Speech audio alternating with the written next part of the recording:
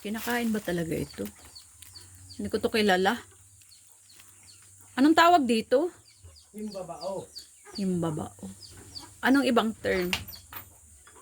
Kasi hindi ko to kilala. Ginisa. Ginigisa ito? Oo, pinamatinsan mo lang. Masarap siya. Oo, Saan to galing? Bulacan. Dala nila ali. Bulacan. Galing pa siyang Bulacan. Dala nila ali. Ah, nandyan sila? Oo, ang dami nila. Lahat. Wow, ang dami. Tanging wala ay sinining. Matanda na ang tiyo eh. Patay na eh. Ha? Sinining. Kala ko ang tsugimong patay na. Grabe siya. Oh. Sabi siya. Kain na. Eh, Basta. di pa ako nakatikim talaga nito. Saan tong nanggagaling? Ang dahon yan. Siya na ang dahon ng halagdong. Hindi ito'y puno. Wala nito dito. Meron. Eh, bihirang meron dyan. Kininong nato. Meron dyan. Mahal yan sa Bulacan. Naabot ng 120 hanggang 200-300 na kilo niya. Talaga na.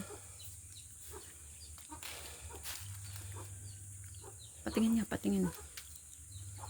Kumain ka na dyan. May talaba pa dyan. Nilahukan ko ng ka-juice.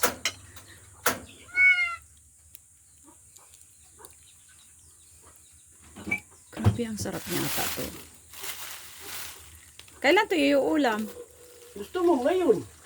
Ay, di ba paalis ka naman? Lagyan na muna natin sa rep at hindi ko man to alam kainin.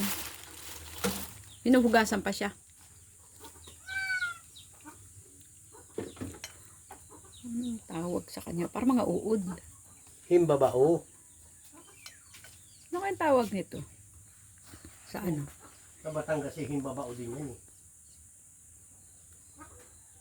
Thanks for watching.